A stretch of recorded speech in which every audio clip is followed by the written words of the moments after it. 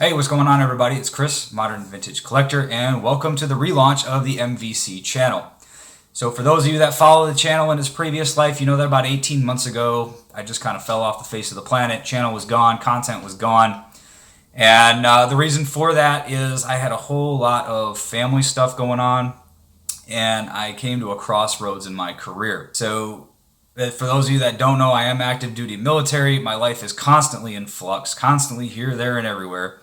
And this last year, even during the pandemic, was no different. I actually moved to Korea right in the middle of it. So I opted to cut sling on the channel and just try to focus on my family and my career. The unfortunate reality was I deleted all my content. So if you ever get the inkling that you're going to step away from YouTube, whether you think it's going to be permanent or temporary, just delist your channel and don't delete your channel and all its content. All right, take it from me, because I didn't download anything, so all 100 plus of my original videos are gone. Lessons were learned, so take it from me. All right. So for the last year, I've actually been over in South Korea on Camp Humphreys with the 2nd Combat Aviation Brigade, working some pretty crazy hours, nights, weekends. I am the Brigade Communication Security Manager, which there are only 2 of us who provide the entire 2,300 plus people in the brigade with the ability to talk and secure communications. So given where we are geographically, you can't not talk without secure communications, because North Korea is always listening. But, I'm out home on mid-tour leave because I opted to extend out there for a year. And I got some of that time stuff and got into YouTube and started catching up with everybody's channels. And then I made the mistake of looking up in the closet, found my boxes of cards, and the bug bit me like that. And I miss it. I miss making content. I miss doing the research. So after some deliberation, I decided, you know what, why not relaunch the channel?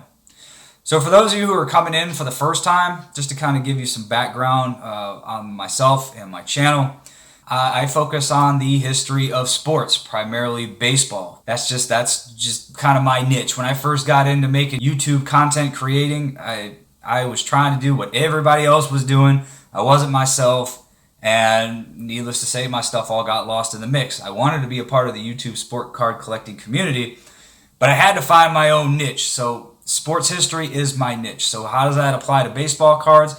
How I collect is kind of driven by my channel. Unless it's Tigers, Lions, Pistons, or Red Wings. I buy those all day long.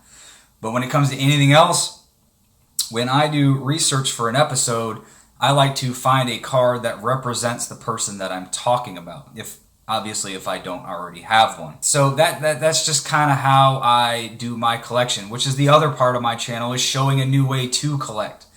When I get into collecting before, I tried to follow the herd.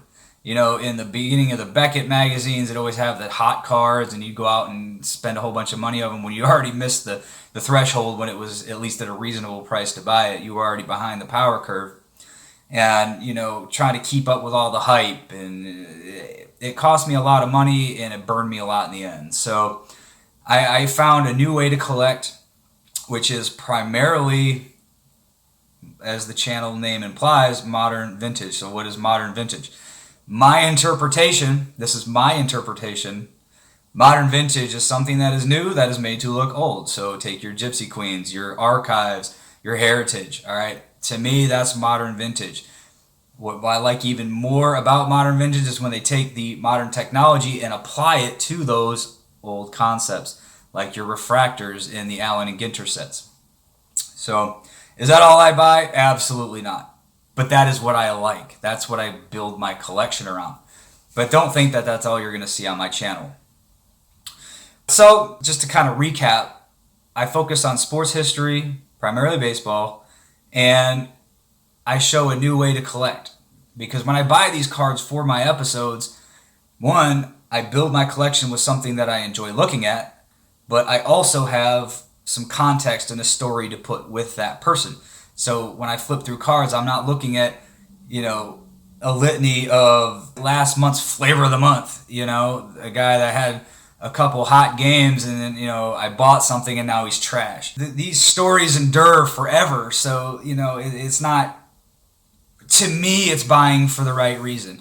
Now, I subscribe to what a lot of people in the community subscribe to. There's no wrong way to collect. If you're an investor, more power to you. I'm not. If you are, you know, if you only seek super old vintage stuff, more power to you. I don't. Be you. I'm just here to show you how I collect so that maybe it can resonate with you. Maybe it doesn't. I will never sit here and tell you how to collect. There's enough people on YouTube that are going to tell you how you need to collect. I don't believe that should be a thing. But in any case, so what's the future of the channel? First and foremost, I'm going to be improving technology.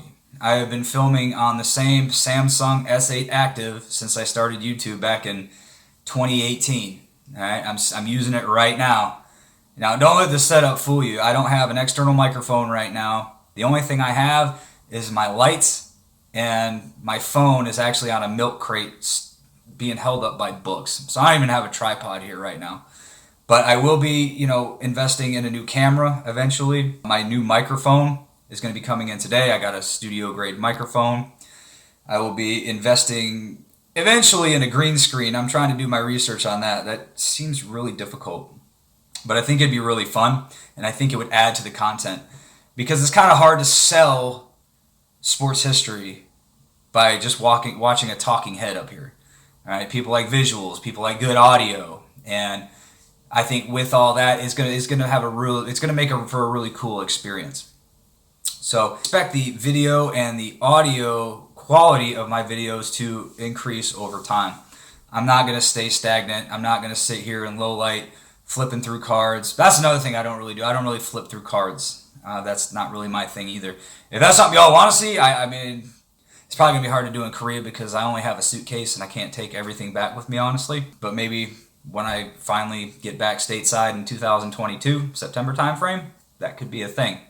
But as far as the series go, I'm going to keep doing behind the photos. Y'all seem to love those, which if you haven't watched any of the behind the photos that I've reposted from my original channel, which were the only 2 videos of all 100 that I found, was the Honus Wagner and the Ty Cobb behind the photos. I basically take a look at a significant baseball photograph and kind of look at the backstory behind it.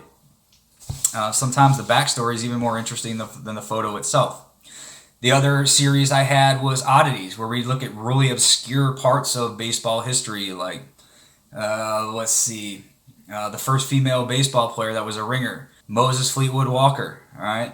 The second black baseball player, William White, the first black baseball player. These were both back in the late 19th century. So stuff that you just don't hear every day, hence the reason why it's called Oddities. And a couple that you've already seen, that you've seen already, is This Week in Baseball History, where I take one event per day for that week and present to you a video, usually a minute or 2 in length. Some other ideas I've had is doing a debut spotlight, so you can kind of look back on significant events that happened during someone's major league debut, such as Tony Conigliaro hitting a home run in his first at bat in Fenway Park. So I have a lot of ideas. I just don't know how often that I'm going to be able to upload based on my workload and my schedule. So I guess that's all I have. I appreciate you watching. I look forward to engaging with you down in the comments. So, you know, feel free to stop by, and we'll catch up with you next time.